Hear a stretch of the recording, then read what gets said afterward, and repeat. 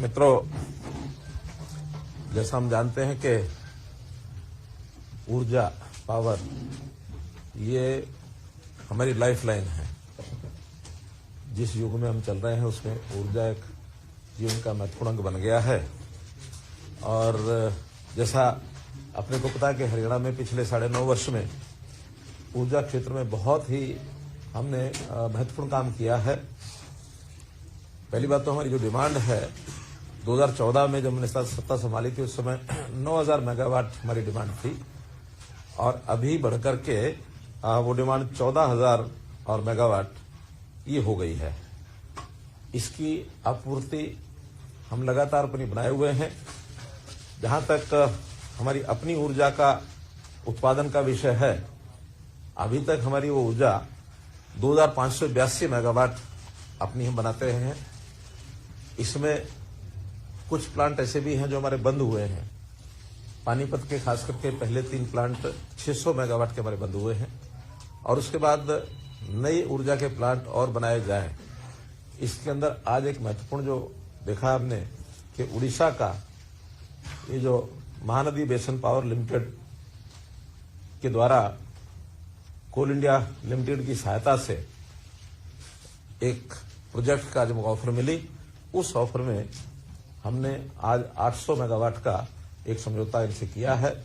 ये 800 मेगावाट हमको मिलेगी और साथ ही यमुनानगर में जो थर्मल प्लांट पहले हमारा चल रहा है 600 मेगावाट का, उसके साथ 800 मेगावाट का एक नया प्लांट भी हम लगाने जा रहे हैं। उसका टेंडर हो गया है, बहुत जल्दी उसका शिलान्यास भी होगा।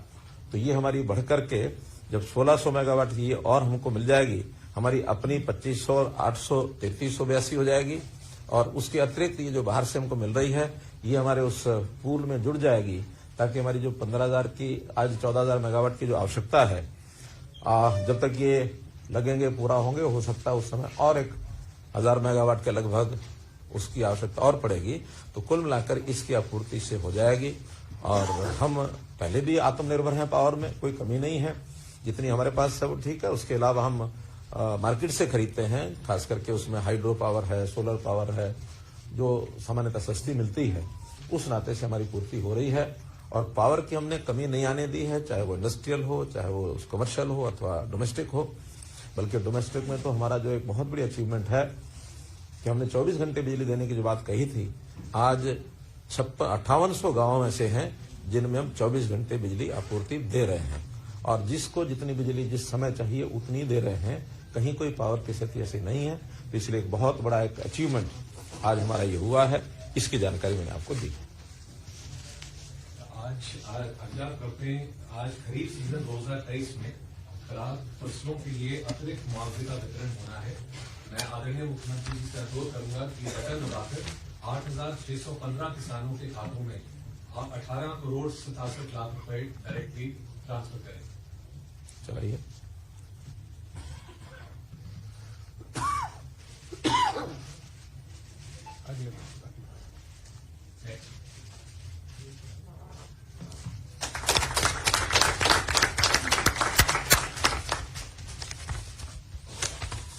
इसके आगे के भी कर लो सारे। बाकी आज किसानों को विभिन्न योजनाओं में सब्सिडी जो मिलनी है इसका भी आज वितरण होना है। सबसे पहले भावांतर भरपाई योजना के तहत बाजरा के लिए 177.84 करोड़ रुपए,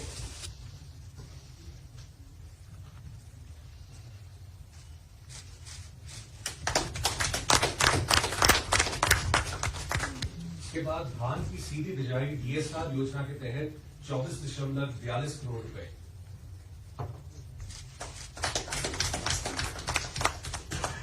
मेरा पानी मेरी विरासत योजना के तहत 25.10 करोड़ रुपए, प्राकृतिक खेती योजना के तहत 1.20 करोड़ रुपए,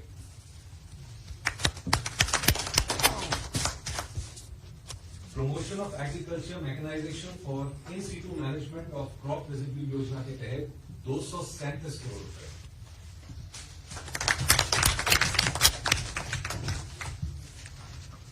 मित्रों, ये था कुल मिलाकर किसानों को समय समय पर जो हम सहायता देते हैं उसमें आज विभिन्न प्रकार के जो उनका मुआवजा या था उनकी जो इंसेंटिव राशि वो जो बनती है उसको आज हमने रिलीज किया है।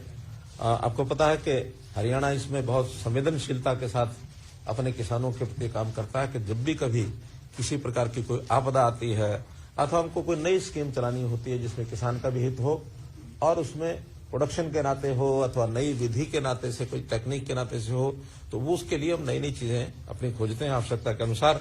तो जैसे सबसे पहले जो खराब फसलें खरीफ सीजन 2023 का ये जो आज मुआवजा दिया गया है इसमें आज हमने 18 करोड़ रुपए की राशि रिलीज की है और इस वर्ष में इससे पहले भी 4 बार अलग अलग समय पर ये राशि रिलीज की गई है। तो कुल 130 करोड़ रुपया ये जो फसल खराब होने के बाद विभिन्न मदों के अंदर ये दी गई है, जिसमें चाहे वो वाणिज्यिक संपत्तियों का नुकसान हुआ होगा जब बाढ़ आई थी अथवा जनहानि का भी हमने एक व्यक्ति के लिए 4 लाख रुपए का जो हमने 40 लोगों को मुआवजा दिया था। तो ये सब मुआवजा मिला करके और 130 करोड़ रुपए की मुआवजा राशि ये हो चुकी है। अलग अलग जिलों में ये सब गया है। इसमें सबसे ज्यादा जब बाढ़ आई थी 4 जिले उसमें हैं जहां 1 करोड़ से भी ज्यादा है, जिसके अंदर अंबाला है, कुरुक्षेत्र है, फतेहाबाद है, कैथल है। ऐसे 4 जिले सब जिलों में ही हैं। गुरुग्राम में बिल्कुल नहीं है, महेंद्रगढ़ नहीं है, मेवात नहीं है। तो इन जिलों में कोई भी बाढ़ का ऐसा प्रकोप नहीं था। तो ये सब जो उन्होंने सेल्फ जो पोर्टल में सेल्फ डिक्लेयर्ड जो उनकी राशि थी वो भरी गई थी, बाद में उसका वेरिफिकेशन करने के बाद और जो जिसका बनता था वो सब हमने ये दिया है। भावांतर भरपाई योजना जो हरियाणा की एक विशेष योजना है, बहुत प्रदेश अब इसके ऊपर अध्ययन कर रहे हैं कि योजना हरियाणा में किस प्रकार से सफलता से चल रही है। खास करके 2 प्रकार की ये जो भावांतर भरपाई में जाती है, तो बाजरा है जो पिछले 3 वर्ष से लगातार जा रहा है, उसकी भरपाई योजना पहले 650 रुपया गया था, फिर 400 रुपया गया था। इस बार भी रेट के हिसाब से 300 रुपया का जो अंतर है वो 300 के अंतर के हिसाब से कैप करके हमने बाजरे का और आज ये 7,40,000 एकड़ में जो बाजरे की बुआई हुई थी वो रिलीज किया है। 170 करोड़ रुपया 2,50,000 इसमें किसान हैं। इससे पहले भी 870 करोड़ रुपए भावांतर भरपाई का दिया जा चुका है, जिसके अंदर बाजरा भी है अथवा बागवानी की फसलें भी हैं। बागवानी फसलों में भी अब तक 40 करोड़ रुपया 40 करोड़ से 71 लाख रुपए, मतलब राउंड फिगर में करोड़ की बोल रहा हूं। तो इस प्रकार से ये दोनों प्रकार की जो फसलों का मुआवजा भावांतर में 1088 करोड़ रुपए अभी तक दिया है। और इस योजना में किसान को भी कोई परेशानी नहीं होती, वो चाहे अपने घर में रखता है अथवा बाजार में बेचता है, तो जो एवरेज रेट वहां उस इलाके का होता है और जो एमएसपी होता है उसका जो डिफरेंस है वो भावांतर का उसको देते हैं। हमको भी कोई परेशानी नहीं होती, उनको भी परेशानी नहीं होती, क्योंकि हमें अगर सारा खरीदना पड़ता है तो उसकी बाद में कंजम्पशन का विषय आता है। तो इसलिए एक रास्ता ऐसा निकाला गया है जिसके अंदर सबको ये लाभ होता है। बाजरे की 3,54,000 टन जो है ये हमारी प्रोक्योरमेंट हुई थी 2200 साढ़े 2200 रुपए में, जबकि इसका जो एमएसपी रेट था वो 2550 से था, 2500 रुपए था। इस प्रकार ऐसे दूसरा जो विषय था इस समय धान के नाते से हमने जो योजनाएं शुरू की हैं उसके अंदर एक तो मेरा पानी मेरी विरासत ये किया है। उस मेरा पानी मेरी विरासत में अभी तक हम 2020 में योजना शुरू की गई थी तो 143 करोड़ रुपया ये कुल हम दे चुके हैं। इसके अंदर 118 करोड़ रुपया पहले दिया था और 25 करोड़ रुपया जो है आज 19,500 किसानों को ये आज दिया गया है। इस योजना में 7,000 रुपया प्रति एकड़ की जो है हम बाजरा छोड़कर दूसरी फसल कोई बोता तो उसको दिया जाता है। सीधी बिजाई बाजरे की डीएसआर जिसको कहते हैं उसका भी आज 24 करोड़ रुपया रिलीज किया गया है। इसमें 4,000 रुपया प्रति एकड़ ये दिया जाता है और इसमें भी 47 करोड़ रुपया पहले दिया गया और 24 आज है, तो 71 करोड़ रुपए की और ये जो राशि है ये हमने टोटल मिलाकर के इसमें खर्च कर चुके हैं। नेचुरल फार्मिंग प्राकृतिक खेती इसको भी हम प्रोत्साहन दे रहे हैं। इसके 2 इसके कंपोनेंट हैं। एक तो जो ड्रम है प्लास्टिक के ड्रम, 4 ड्रमों के ऊपर उसको अपना प्राकृतिक खाद तैयार करने के लिए और 3,000 रुपया ये दिया जाता है। और दूसरा घटक है इसमें देसी गाय, जिसके गोबर से और ये प्राकृतिक खेती के लिए मैन्योर तैयार होता है, उसका 25,000 रुपया एक राशि उसको गाय खरीदने के लिए प्रोत्साहन राशि ये दी जाती है।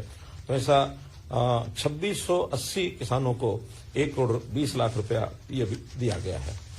एक अगली योजना है, जैसा हम पता है कि प्रदूषण को रोकने के लिए हरियाणा ने अपने सब प्रयत्न किए हुए हैं। उसके अंदर अन्य अन्य प्रकार की जो योजनाएं हैं, उसमें एक योजना है कि मशीनरी की जो खरीद है उसमें 50% पैसा अगर इंडिविजुअल कोई खरीदता है उसको देते हैं, और अगर सामूहिक तौर पर दिया जाता है तो उसमें 80% भी दिया जाता है, यानी कस्टम हायरिंग सेंटर्स को। और प्रति एकड़ पराली की गांठें बनाने पर भी 1,000 रुपया पर एकड़ ये दिया जाता है। ऐसे सब मिलाकर के आज की इस योजना में पहले घटक में 120 करोड़ रुपया और दूसरे घटक में 117 करोड़ रुपया, तो ऐसे 237 करोड़ रुपया इस पराली के प्रबंधन के नाते से हमने किसानों को ये रिलीज किया है। ये योजना भी 2018-19 में शुरू की गई थी और इस पर दोनों ही घटकों में अभी तक हमने 980 करोड़ रुपया राशि ये दे चुके हैं। और इसी का परिणाम है कि हमारे अब किसान पराली को जलाते नहीं हैं, इकट्ठा करते हैं, बेल बनाते हैं, बाद में बेचते हैं, और फिर इंडस्ट्रियल यूज के लिए हम जो कंपनियां आ रही हैं लाइसेंस लेती हैं, जिसके अंदर एनर्जी का भी होता है, एथेनॉल बनाने का भी प्रबंधन किया जाता है, ब्रिकेट्स भी बनाए जाते हैं जो थर्मल पावर प्लांट में लगते हैं। तो हरियाणा में कुछ एकाध जिले को छोड़ करके तकरीबन पूरे हरियाणा में पराली जलाने का सिस्टम खत्म हो गया और उससे प्रदूषण का बचाव होता है। एक बहुत बड़ी उपलब्धि ये हमारी है। ये सारे किसान के हित में किए जाने वाले सारे विषय थे। आदरणीय मुख्यमंत्री जी, मिशन 60,000 का भी अपने कार्यक्रमों से शुभारंभ करने जा रहे हैं। इसके तहत 2 नए पोर्टल शुरू होंगे। पहला पोर्टल है ठेकेदार सक्षम युवा स्कीम का पोर्टल।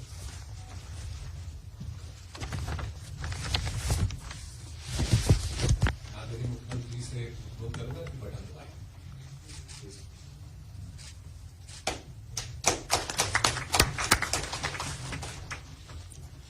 नहीं हाँ, तो मित्रों, इस विषय में आपको मैं जानकारी देना चाहूंगा कि हमने जहां सरकारी नौकरियों का अपना सिस्टम शुरू किया हुआ है, वो भी मैंने घोषणा पीछे की थी, और एक घोषणा नई जो की थी अभी पिछले शायद 26 जनवरी को ही, कि 60,000 ऐसे लोगों को हम अतिरिक्त काम में लगाएंगे, जिसमें उनका व्यक्तिगत काम भी हो सकता है, उनकी कोई ठेकेदारी में कोई इस प्रकार की योजना बन रही है वो बन सकते हैं। तो उसी के अंतर्गत एक विषय शुरू किया गया जो हमारी आवश्यकता भी है कि विकास के कार्यों में, खास करके ग्रामीण क्षेत्र में जो छोटे काम होते हैं, उन छोटे कामों में हमने उस पर पोर्टल के ऊपर जो टेंडरिंग ये शुरू की थी। तो ठेकेदार उसमें कम आ रहे हैं, ये हमारे ध्यान में आया।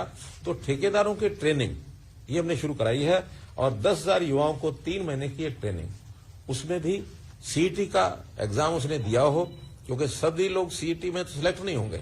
जो सिलेक्ट नहीं होंगे उनको एक ऑप्शन दिया जाएगा कि वो अगर ट्रेनिंग लेना चाहें तो ले सकते हैं, और उसके बाद उनके पास कोई इंजीनियरिंग का या तो डिप्लोमा नहीं तो डिग्री ये होनी चाहिए, और ये लेकर के आते तो 3 महीने की उनको ट्रेनिंग देंगे और उनको एक सर्टिफिकेट देंगे। ऐसे सर्टिफिकेट वाले जो व्यक्ति हैं 25 लाख रुपए तक का काम लेने का वो एक प्रकार से योग्य हो जाएगा, एलिजिबल हो जाएगा। वो 25 लाख का पहला काम बिना किसी प्रायर एक्सपीरियंस के वो ले सकता है। 1 साल के लिए 3 लाख रुपए का ऋण बिना ब्याज के वो भी उसको दिया जाएगा, ताकि कैपिटल मनी उसको मिल जाए और वो 1 साल के बाद अपना उस पैसे को वापस करे। तो इस प्रकार का भी एक प्रावधान किया है। तो 10,000 युवाओं को ये काम हम देने में और एक प्रकार से सक्षम हो जाएंगे। आज आदरणीय मुख्यमंत्री जी वन मित्र योजना एवं पोर्टल का भी शुभारंभ करेंगे। मैं अनुरोध करूंगा सर, बटन दबाएं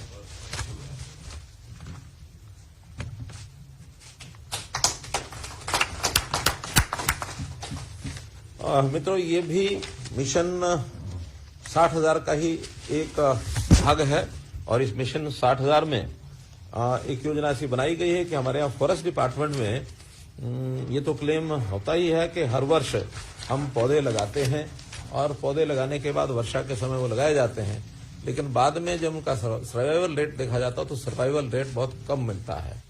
इसको ध्यान में रखते हुए योजना बनाई गई कि पहले साल में हम 7,500 युवाओं को एक ऐसा काम दें ताकि वो पेड़ लगाएं और पेड़ लगाने के बाद 4 वर्ष तक उन पेड़ों की देखभाल करें, उसमें सिंचाई करें।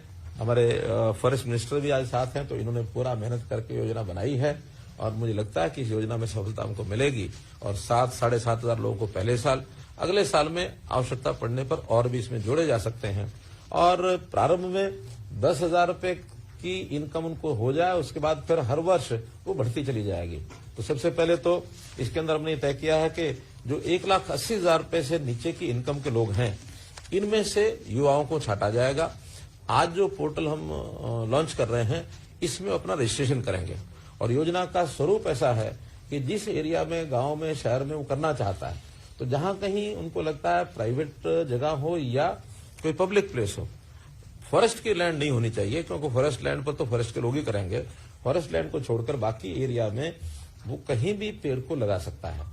पेड़ को लगाते समय उसको, जिस समय लगाने से पहले जब खड्डा खोदेगा और खड्डे का एक जीपीएस के माध्यम से उसकी मॉनिटरिंग हो जाएगी, तो जितने खड्डे खुदाई करेंगे 20 रुपया उस खड्डे की खुदाई का मिलेगा।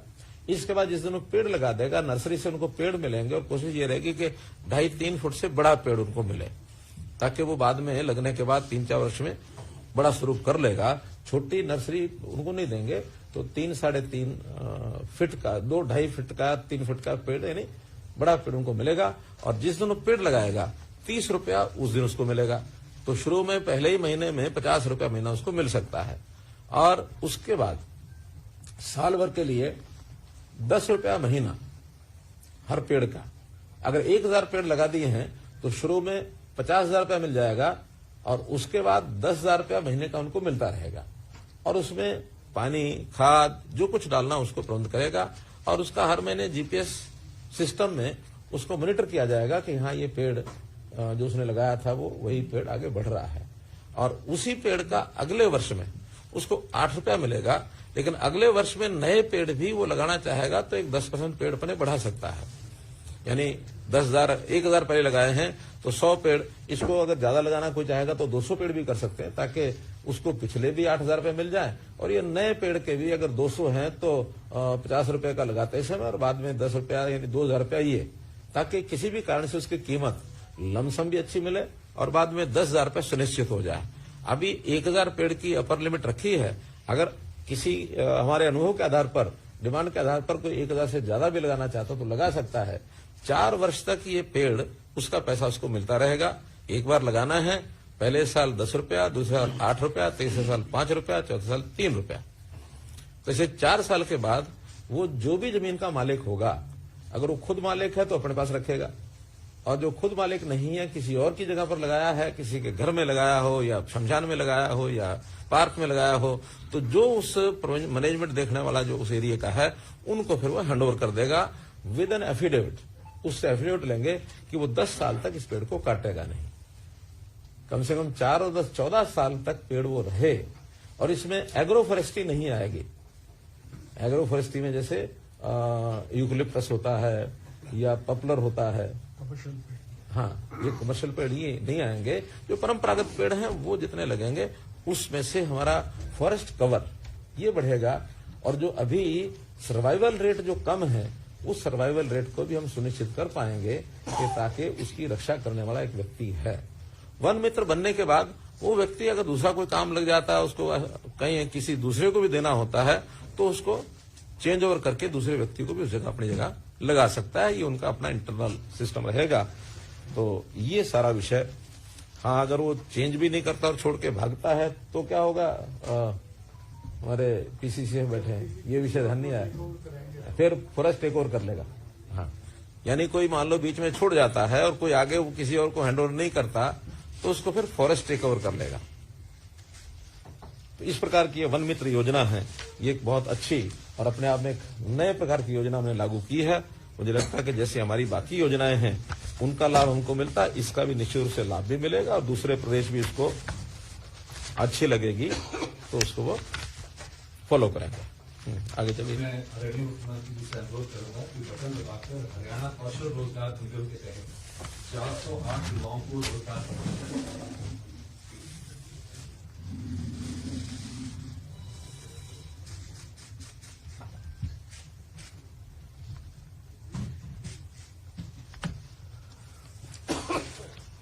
मित्रों, 408 युवकों को और इस समय ऑफर लेटर ये भेजे जा रहे हैं और जैसे हमको पता है कि HKRN में हम लगातार इस प्रकार का प्रयास करके और युवकों को घर बैठे उनको ऑफर लेटर मिलता है। केवल एक डाटा बैंक हमारे पास है, उस डाटा बैंक में उनकी जो क्वालिफिकेशन है और उनका जो एक्सपीरियंस है या अन्य जो शर्तें इसमें हैं वो लेकर के उनको एक रैंकिंग दी जाती है। उस रैंकिंग के आधार पर higher the rank sooner he will get the offer letter, लेकिन उसकी क्वालिफिकेशन रिक्वायर्ड है वो होनी चाहिए। तो आज जो 408 किए जा रहे हैं इसमें लेवल 2 और लेवल 3 इसके किए जा रहे हैं। लेवल 1 अभी नहीं किया है। लेवल 1 का इनके होने के बाद जो ये ज्वाइन करेंगे, अगर मान लो इनमें से ये ज्वाइन नहीं करते हैं और हमारे पास इस प्रकार के लोग नहीं है तो फिर बची हुई जो जगह है वो लेवल 3 वालों को भी हम देंगे। लेवल 3 लगभग 2800 हमारे पास इंडेंट्स हैं जिसको अगले किसी भी चरण में 2800 लोगों को वहां भी देंगे। तो इस प्रकार से ये जो शिक्षा, अनुभव या उसकी इनकम, फैमिली इनकम, उन सब के आधार के ऊपर उसकी रैंकिंग की जाती है और इस रैंकिंग के आधार पर ये किया जाता है। तो आज इसकी हमारी अथॉरिटी है, वो अथॉरिटी बैठ करके सारे क्राइटेरिया को तय करती है। जब कभी क्राइटेरिया चेंज करने की भी आवश्यकता होती है तो अथॉरिटी सक्षम है, वो क्राइटेरिया चेंज करती है, लेकिन शर्त यह है कि किसी भी समय क्राइटेरिया चेंज करके नेक्स्ट डे से उसकी नहीं कर सकते उसकी डिप्लॉयमेंट। जो अथॉरिटी चेंज करेगी उसको पब्लिक किया जाएगा और उसके 3 महीने बाद उस चेंज्ड कंडीशंस के आधार के ऊपर भर्ती होगी, ताकि किसी को यह न लगे कि किसी को अचानक लाभ देने के लिए पर यह किया गया है। उसके बाद भी 3 महीने तक पुरानी शर्तों पर ही चलेगी। तो ऐसा एक ट्रांसपेरेंट सिस्टम ये बनाया गया है। तो इसका बहुत बड़ा लाभ उन लोगों को हो रहा है जो नौकरी तो करना चाह रहे हैं लेकिन सरकारी नौकरी योग्यता के से उनको वंचित रह जाते हैं, मिलती नहीं है। हाँ, इस बीच में बहुत ऐसे लोग हमारे ध्यान में आए हैं कि जो शुरू में HKRN में लगते हैं, बाद में जैसे ही उनकी अपॉइंटमेंट रेगुलर नौकरी में होती है तो इसको छोड़ते हैं या कहीं और अच्छे अवसर मिलते हैं तो बहुत जल्दी छोड़ते हैं। इसमें हमारा मोटो ये है, sooner you come sooner you go, क्योंकि ये पक्की नौकरी नहीं है, ये आउटसोर्सिंग की है, कच्ची है। पक्के लोग लगने के बाद इनको बाहर होना पड़ता है, इसलिए इट्स नॉट एश्योरेंस के भी लगातार उनको ये मिलती रहेगी। जब तक और नहीं कोई आता है, उनकी रैंकिंग हायर रहती है, तब तक ये उसमें लगे रहेंगे। तो इस प्रकार का एक ये भी, इनको सब प्रकार की सुविधाएं भी दी जाती हैं, EPF, ESI, labour welfare fund की वो सब सुविधाएं, और इनको इनका जो पैसा है वेतन वो सीधा बैंक में जाता है। जो पहले ये था ना, ठेकेदार ने ले लिया, ठेकेदार ने लिया तो कितना दिया, कितने पैसे काट लिए, और बहुत प्रकार की समस्याएं झेलनी पड़ती थी। हमने ठेकेदारी प्रथा को खत्म करने के लिए एक यूनिक एक सिस्टम बनाया है और यहां तक बन गया है अभी ये कि अभी जो विदेश में हम लोगों ने जो चयन कराया, खास करके इजराइल की जो चर्चा होती थी, तो हमारे HKRN के माध्यम से फॉरेन कोऑपरेशन डिपार्टमेंट ने जो काम किया उसको उन्होंने पसंद किया और बाकी प्रदेशों के जो लोग आए हैं, जो वहां के वो जो क्या पार्टनर होते हैं, ट्रेनिंग पार्टनर, उनके माध्यम से आए तो बहुत सी शिकायतें उनको मिल गई कि पैसे लेकर के वो भेज रहे हैं। उन्होंने सबको रिजेक्ट कर दिया और केवल 250 लोग अभी हरियाणा के लगभग 250 हैं जो सिलेक्ट होकर के ट्रेनिंग लेकर के जाएंगे। अब हमारे मेथड को ही वो प्रेफर कर रहे हैं। हो सकता है बाकी प्रदेश भी इसी हिसाब से और आगे बढ़ेंगे, क्योंकि ट्रांसपेरेंट तरीका ये है। इसके अंदर सालाना 10 आकस्मिक अवकाश और 10 मेडिकल अवकाश ये भी उनको दिए जाते हैं। आयुष्मान भारत की सुविधा भी उनको 1500 रुपया लेकर के, और इन सबको जैसे 3 लाख तक की जो एक कंडीशन है कि 3 लाख तक 1500 रुपया देंगे, वो लाभ भी इनको दिया जाता है। अब मैं मुख्यमंत्री जी से अनुरोध करूंगा कि समर्थ वृद्धावस्था सेवा आश्रम योजना का शुभारंभ डॉक्टर को रिलीज करें।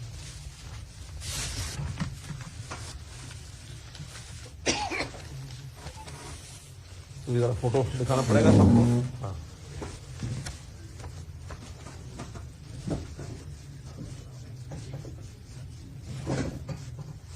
धन्यवाद। मित्रों, ये भी एक योजना ऐसी है जिसकी बहुत आवश्यकता हमको महसूस हो रही थी। हमारे परिवारों के जो बुजुर्ग हैं, बड़ी आयु के लोग हैं, उनके लिए ठीक है कि हमने पेंशन भी सारे देश में सबसे ज्यादा हम देते हैं, लेकिन फिर भी एक आयु के बाद व्यक्ति की आवश्यकताएं शायद परिवार में पूरी नहीं होती हैं।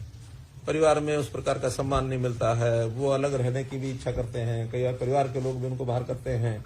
तो ऐसे जो बुजुर्ग हैं, जो असहाय हैं, जिनकी आवश्यकता है, उनके लिए हमने ये समर्थ वृद्धावस्था सेवा आश्रम, इसका एक लॉन्च किया है। ये आपको जो हमने दिखाया है ब्रोशर, इसके आधार पर अभी हमने कुल मिलाकर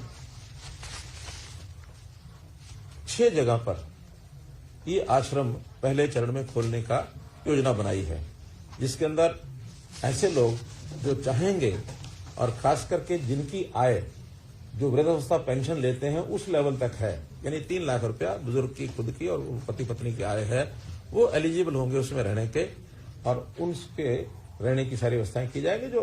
जो कंसेंट देगा या जो जाना चाहेगा, ऑप्शन है ये। और एक जानकारी आपको मैं देता हूं कि हमने पिछले दिनों में जो वरिष्ठ नागरिक हैं उनका एक सर्वेक्षण कराया था। पुलिस के जो हमारे कर्मचारी, वरिष्ठ नागरिक, जो रिटायर्ड लोग हैं, उनसे प्रहरी योजना के अंतर्गत, तो वहां खोज मिली है कि 5200 ऐसे वृद्ध हैं जो इस प्रकार की व्यवस्था की खोज में हैं। वो कहते हैं हम घर में रह नहीं सकते और हमारा बेकदरी होती है। ये सब 75 वर्ष की ऊपर की आयु के हैं। तो सबसे पहले चरण में इन विभिन्न जिलों में 5200 की व्यवस्था करेंगे। 6 जिले ऐसे हैं, जगाधरी, सोनीपत, हिसार, झज्जर, बहादुरगढ़, झज्जर, सिरसा और गुरुग्राम। ऐसे इन 6 स्थानों पर व्यवस्था कर ली गई है। 50 का व्यवस्था कम से कम रहेगी। 50 से ज्यादा आवश्यकता पड़ने पर वहां एचएसपी, एवीपी अथवा हमारे अर्बन लोकल बॉडीज वो मिल करके कुछ स्थान देंगे। डिप्टी कमिश्नर उसकी सारी ये देखभाल करेंगे। वहां उनको सबको उनकी जो आवश्यकताएं हैं, उनकी जो दैनिक गतिविधियों में जो जरूरतें हैं, चाहे वो बीमार व्यक्ति है, कोई दिव्यांग है, उसकी चिकित्सा, कोई छोटा मोटा टीवी मनोरंजन, ये भी वहां रहेगा। और नए कौशल, अगर उसमें सक्षम लोग हैं तो उनको कुछ कौशल सिखा करके और वो इंडोर कुछ काम भी करना चाहें तो अपना कर सकते हैं। इस प्रकार का एक मल्टीपल एक्टिविटीज का वो सारा ये केंद्र रहेगा। और ये प्रयोग भी हमने शुरू किया है। 6 स्थानों पर इनका आज हमने लॉन्चिंग की है। जो 3 लाख से ऊपर की आय वाले लोग भी अगर वो रहना चाहते हैं तो पेड बेसिस पर और उनको भी रखने की एक योजना हमने विचार की है। अगर कोई आएंगे तो उसका भी उस सेंटर का क्या खर्च है उसका कैलकुलेट करके उसके लिए भी हम करेंगे। इसके संचालन के लिए एनजीओज जो हैं वो भी आवेदन कर सकती हैं। स्थान हम उपलब्ध कराएंगे, इंफ्रास्ट्रक्चर कराएंगे, उसकी रनिंग में एनजीओज आगे आएंगी तो हमारी अपेक्षा है कि वो आए तो शायद व्यवस्था और अच्छी चल पाएगी। ऐसा भी हमने इसमें विचार किया है। अभी 6 जिले बाद में करते हैं। आज आदरणीय मुख्यमंत्री जी मुख्यमंत्री मातृत्व सहायता योजना के पोर्टल का भी शुभारंभ करेंगे। सर आपसे अनुरोध करूंगा बटन दबा के।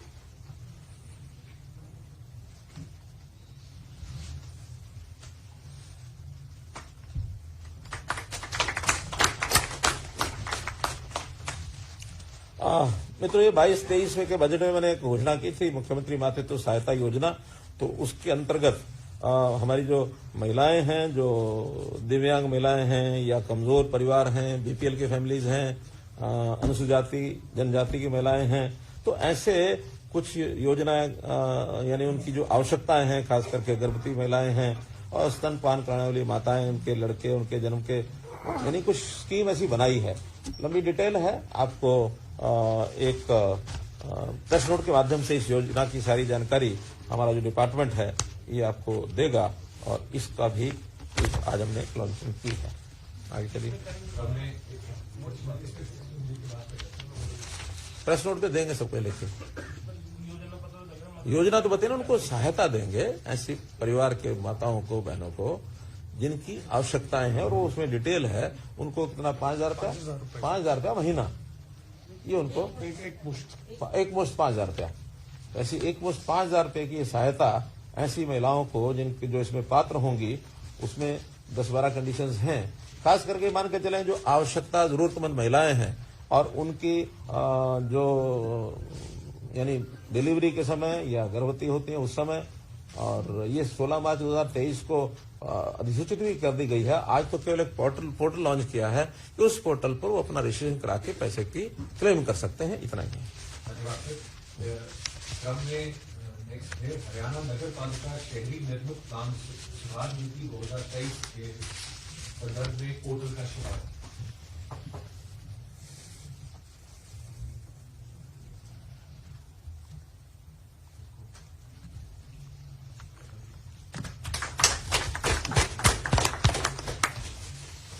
मित्रों, जैसा आपने को पता है कि अभी हमने जन संवाद कार्यक्रम किया, और जन संवाद कार्यक्रम में भी और उसके बाद विकसित भारत संकल्प यात्रा, उस समय भी लगभग 8000 से ऊपर ये कार्यक्रम हुए हैं। सभी गांव में हुए हैं, शहरों में भी हुए हैं।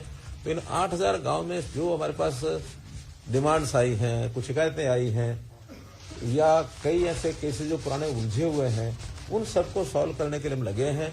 एक बड़ी मात्रा में ऐसे एप्लीकेशंस हैं जहां लोग 50-50 साल से रह रहे हैं। उनके शुरू में रेजिडेंशियल मकान थे जब अलॉट किए गए, बाद में धीरे धीरे आवश्यकता पड़ने पर उन्होंने इसमें किसी ने दुकानें बना ली, किसी ने छोटी इंडस्ट्री बना ली। तो उनका एक लैंड यूज तो ओरिजिनली कुछ और था, लेकिन बाद में बदल करके ऐसी बड़ी मात्रा में ये लोग हो गए, और इसके कारण से उनको कठिनाइयां झेलनी पड़ी। कभी यूएलबी का इंस्पेक्टर पहुंच गया, कभी टाउन कंट्री प्लानिंग पहुंच गया, कभी, क्योंकि उल्लंघन तो है ही है। अब उसके लिए हमने एक पॉलिसी बना दी है कि नहीं, इनका कन्वर्जन ये अब रेगुलर हो जाएगा कि जहां कहीं किसी ने इस प्रकार का इंडस्ट्री अथवा कमर्शियल कोई दुकान अपनी बना ली है, तो उसके लिए कुछ शर्तें ये लगा करके, और उस डिमांड को पूरा करने के लिए रेजिडेंशियल टू कमर्शियल, इसका एक्ट भी बन चुका है, पॉलिसी भी बन चुकी है। आज तो उसका पोर्टल हमने लागू यानी चालू किया है। इस पोर्टल में ऐसी जिसकी डिमांड है वो अपना भर देगा, और भरने के बाद जो पैरामीटर हैं, जो शर्तें हैं, उसकी कुछ फीस है, उस फीस के हिसाब से, और वो उसमें मानो एप्लीकेशन फीस 10 रुपया प्रति वर्ग मीटर है। ऐसे ही कन्वर्जन चार्जेस हैं, उसका विकास शुल्क लिया जाएगा, कंपोजिशन शुल्क है, पैसा, और ये पैसा देने के लिए सब लोग तैयार हैं। इंडिविजुअल कुछ केसेस तो हमने कैबिनेट मीटिंग में किए भी हैं और लोग खुश हुए उससे। तो उसके लिए अब जनरल पोर्टल बना दिया कि जो भी कोई अप्लाई करेगा उसको इसका लाभ मिल जाएगा। एक बहुत बड़ा, शहरों में खास करके जो 50 साल पुराने शहर हैं, ऐसी जगह के लिए एक बहुत बड़ी एक सहूलत ये लोगों को हमने दी है। आज आदरणीय मुख्यमंत्री जी पंचायत कार्यों के लिए लेबर रेट में भी बढ़ोतरी। मित्रों, पंचायतों के काफी सुधार हमने किए हैं, बहुत उनको पावर्स डेलीगेट किए हैं।